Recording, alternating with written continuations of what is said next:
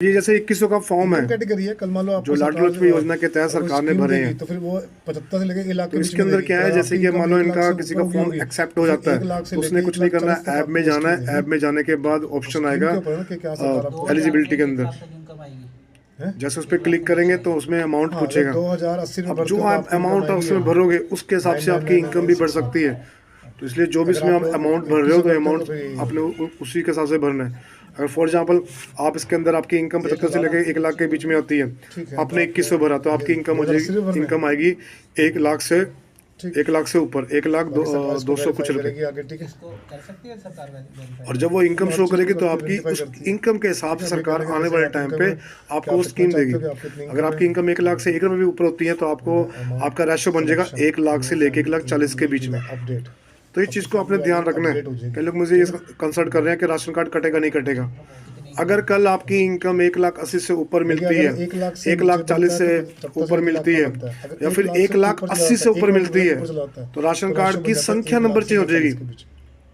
संख्या नंबर क्या होगी? अगर आपका बीपीएल होगा तो बीपीएल आपका 1,80,000 से नीचे वालों के लिए वो आपका हट जाएगा और आपको मिलेगा एपीएल, हरा राशन कार्ड मिलेगा। अगर आपकी संख्या आपका इनकम 1,80,000 से नीचे रहती है तो आपको बीपीएल राशन कार्ड ही मिलेगा।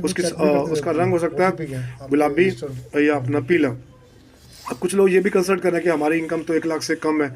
अगर 1 लाख से कम है तो सरकार के मापदंड के हिसाब से उनका राशन कार्ड बनाया जाता है, गुलाबी या पीला। तो इन चीज़ों का आपने ध्यान रखना है। अगर आपको सारी इन्फॉर्मेशन होगी तो आपको पता चल जाएगा।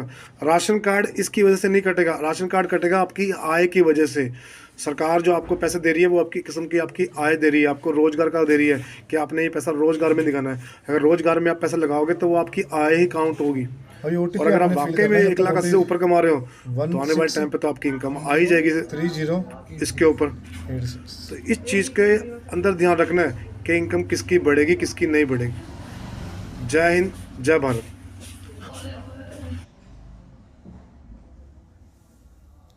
ठीक है, सफलतापूर्वक हो गया।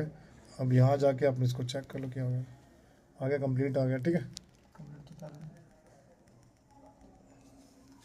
मेरे मोबाइल में भी हो जाएगा सारा ऐसा। हाँ, ये इसलिए मैंने ये इन्फॉर्मेशन बता रहा हूँ कि आप लोग घर बैठ के भी आपका ये फॉर्म फिल कर सकते हो।